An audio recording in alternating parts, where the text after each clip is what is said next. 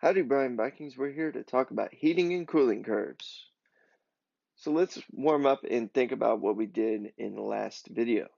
Uh, Define the boiling point in terms of vapor pressure and explain how and why the boiling point of water would change on the top of Mount Everest. The boiling point is the temperature at which the equilibrium vapor pressure equals the atmospheric pressure. Okay, so vapor pressure and atmospheric pressure have to equal each other. Now, if we are on top of Mount Everest, the atmospheric pressure is very different. So the boiling point will decrease to about 71 degrees Celsius because the atmospheric pressure is much, much lower. That will lower the vapor pressure. So before we really jump into this, I need y'all to really understand what a lot of these symbols mean. So let's look at just a melting and a freezing point, which are the same temperatures. The energy required to change a solid to a liquid is called the enthalpy of fusion, which is abbreviated delta H FUS, or delta H fusion. The units for this are joules per grams. So if it's just enthalpy of fusion, it's joules per grams. Now, if the energy is per mole, then it's called the molar enthalpy of fusion, also delta H FUS. So it has the same symbol, but it can have two different units. It can either have joules per grams or joules per mole. Now, the boiling point is going to be similar, where the energy required to change a liquid to a gas is called the enthalpy of vaporization, so delta H VAP, and the units are joules per gram. And if the energy is per mole, then it is called the molar enthalpy of vaporization, also delta H VAP. And the units are joules per mole instead. So really the difference that we're looking for is if it says enthalpy of fusion slash vaporization or molar enthalpy of fusion or vaporization. So fusion means melting point, and then vaporization means boiling point. Um, Molar means per mole, and then if it doesn't say molar, it means per gram. Just also a heads up that kilojoules do show up, so you can substitute kilojoules or kJ for joules anytime. There's our 1,000 joules in 1 kilojoule, so a kilojoule is larger than a joule. So just to be clear of what they look like in a particle view, if we have a solid, liquid, and a gas, and we have our particles here, they're all spaced together in appropriate amounts. The fusion and the vaporization are in the correct orders now. This is the amount of heat required to change a solid to a liquid, and this is the amount of heat required to change a liquid to a gas. So it's not to heat the liquid, it's like right in the phase change, and I'll explain what that is in a second. So this would be the actual ice melting, if we were thinking about ice, and this would be the actual water boiling, okay? Not just heating normal old water. So here we are overcoming the intermolecular forces so molecules can flow past each other. And then over here, we're overcoming intermolecular forces so the molecules can separate from each other. So let's do an example where we'll mathematically simulate this. So to calculate the molar heat of fusion for ice, if 3,340 joules of heat are required to melt 10 grams of ice. So I'm looking for the molar heat of fusion. And since I'm looking for molar heat, I'm going to have to convert it from grams to moles. So that's exactly what I did here. 10 grams divided by 18 grams, which is its molar mass per mole. And the grams will cancel out, and I'll get moles. And now I just have to take my energy that I was given to me and divide it by my amount of moles, which was somewhat given to me, and I find a number. I approximate this to 3 significant figures, and that's my answer. This is my delta H of fusion. And this is actually a set value. that's set for water, and it should not change. Now, calculate the amount of heat required to vaporize 30 grams of water. The enthalpy of vaporization of water is 2,260 joules per grams. So again, we're not using molar enthalpy of vaporization, we're just using enthalpy of vaporization. So that's going to be joules per grams this time. Well, so now it gives me my set value, and this is pretty common for us to give our delta H as a constant. And so all I have to do is take my mass and multiply it by my delta H of fusion, and I find how much heat there is. Essentially, all I'm doing is canceling the units. Since this was in joules per gram, all I had to do was multiply by my grams and to cancel those units out. And I end up with joules because that's what heat is going to be measured in. Heat is always going to be measured in some kind of unit of energy, and that unit of energy is always joules. So let's go ahead and practice this for questions 1 through 4 that are on your worksheets. After you've practiced this, let's go ahead and move on to our next few examples. So I'm going to throw a few more symbols at you. Please know that heat actually has the symbol of Q, and mass, as you know, has a symbol of M.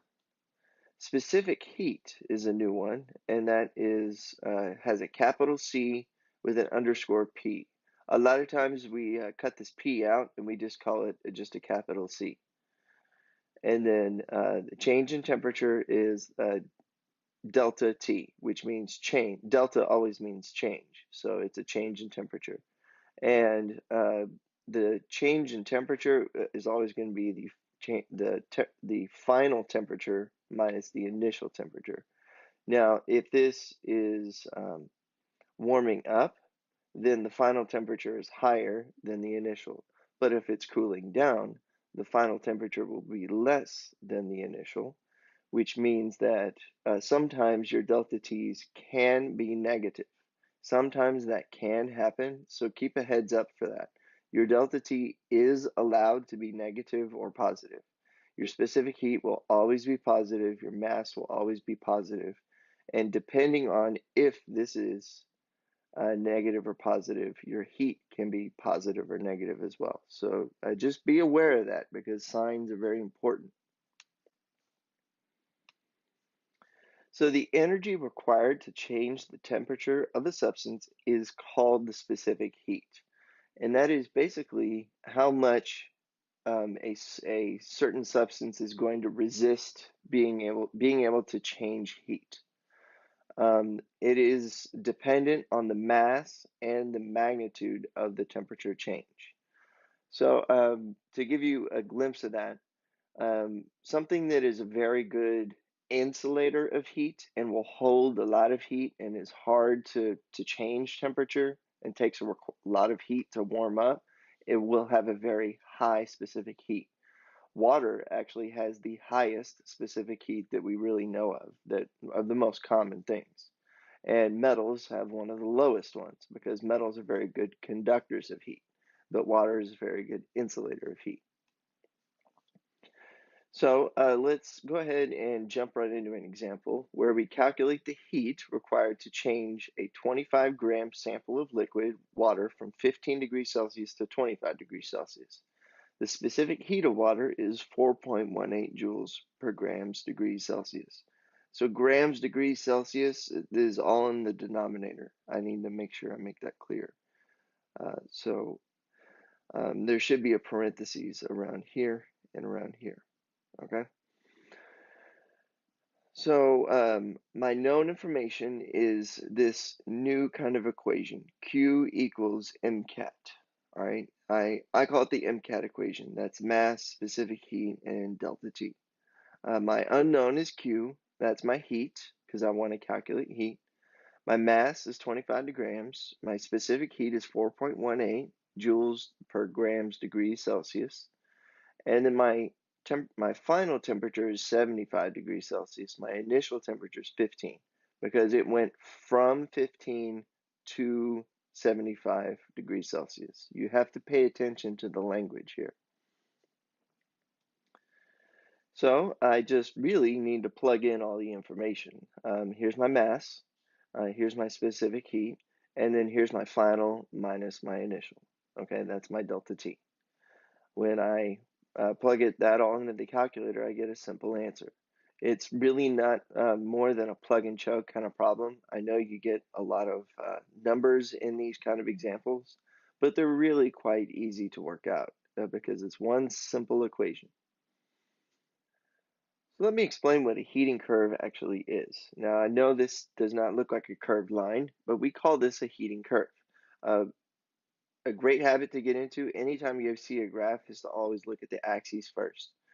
As heat is being added to the right, okay, so we're adding heat going in the x direction, and then we have temperature over here in the y direction. Now, I haven't explained too much what the difference between heat and temperature. Most people associate them as the same thing, and they really are not. They have two different units, and they're not the same thing. So heat is a unit is being added in the x direction. So now the area between A and B, well, let's go ahead and mark our freezing point is right here, this flat line, this lower flat line, and our boiling point is this second flat line right here. So that's where you'll always see these, no matter what substance it is. So the area from A to B is where it is a solid. I know you see a little bit of liquid down here, and it shouldn't have that, but it is a pure solid. So if we're looking at water, this is just ice, okay? And then the area from C to D is pure water, like just water at any temperature between 0 and 100 degrees Celsius. And then the area between E and F is steam. Now, E and F could go on and on and on and on and on. It's like F could be way up here and go up to whatever value. We would just keep on going. So our steam is right there. Now, these flat areas in between are where the ice is actually melting. Okay, so this is the energy is being put in where ice is melting. And then between D and E, this is where where water is actually boiling instead. Okay, so to put that into words, it looks like this. So here is pure ice, ice and water, and then we have pure water, water and steam, and then here we just have pure steam. Okay, so as we add heat, all of the heat between right and here, like when you have ice water that's sitting in your drink, all of the heat is actually that's being added is going just to melt the ice. Okay, and it's not actually going to change the temperature. Now, as you can adjust the temperature of water once all the ice is melted, and it will go on up and up and up. But once it's boiling, it will never actually boil any lower or any higher than 100 degrees Celsius, no matter how hard you heat it, because it will just it will stay at 100 degrees Celsius until all of the water is gone, and now you can heat up that steam into oblivion up here. So now when we do our calculations, we will have to calculate this area between A and B using the MCAT equation. It's just the change in temperature. Now here we'll have to use the delta H of fusion. And here we'll use the MCAT equation. And here we'll use the delta H of vaporization. And then here we'll use the MCAT equation here. So let's jump into an example, and I'll show you what I mean by this. So feel free to jump back to this screen right here. So the example says to calculate the heat required to change a 50-gram sample of ice at negative 15 degrees Celsius to steam at 130 degrees Celsius. I have a lot of known information here, or a lot of given information. These are set values that are set by the universe. And we have the specific heats of ice, water, and steam, all right here. And then we have our delta H of fusion, delta H of vaporization of water. So we have two different constant numbers. So the first thing I'm going to have to do is I'm going to have to change my temperature from negative 15 degrees Celsius to 0 degrees Celsius. So I'm going to have to heat the ice using the MCAT equation. And so I've got my mass, my specific heat, my final temperature, which is 0, minus a negative 15, which makes it a positive, right? And I get a heat value here. Now I'm going to have to melt the ice, okay? That's the flat part. And I'll have to use the delta H of fusion. So my delta H of fusion is 334, and I'm going to have to multiply it by 50, because there's 50 grams of ice.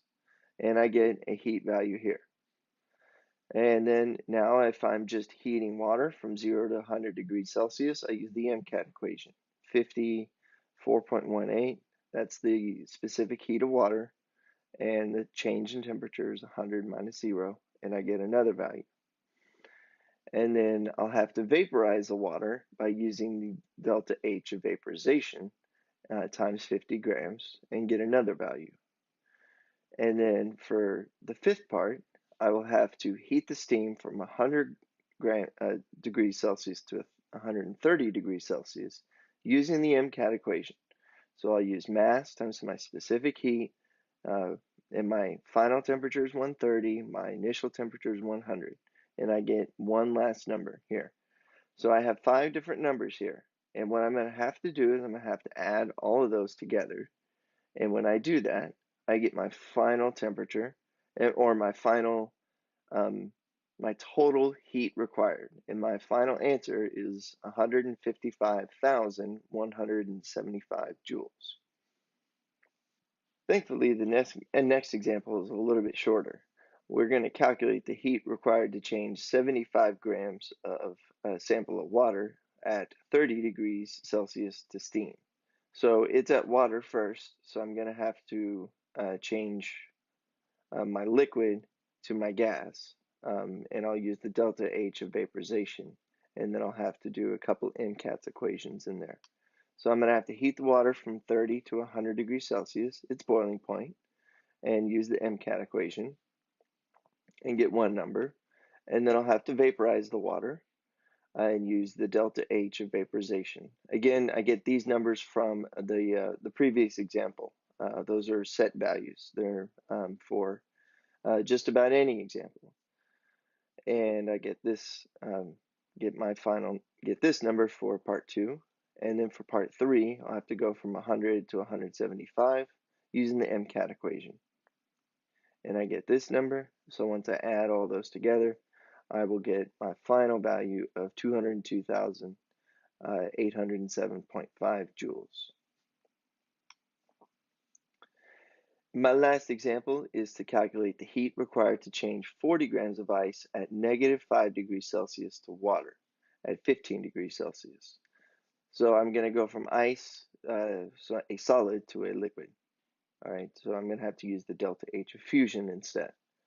So I'll use the MCAT equation to go from negative 5 to 0 up to my freezing point, and I get mass, specific heat, and then my change in temperature will give me my heat, my unit of energy. And part 2 is I need to melt my ice, which is my delta H of fusion times my 40 grams, and get my heat there. And then part 3 is to take 0 degrees Celsius to 15 degrees Celsius, and I get my MCAT, which is 40 grams times my specific heat, and 15 minus 0 will give me 2,508. I now need to just add all those together to get my final answer, 16,280 joules. Well, thank y'all for sticking with me through that entire video. We have 3 more problems for you to do that are on your worksheet that are very similar to this. So go ahead and give them a try, and we'll check y'all later. See ya.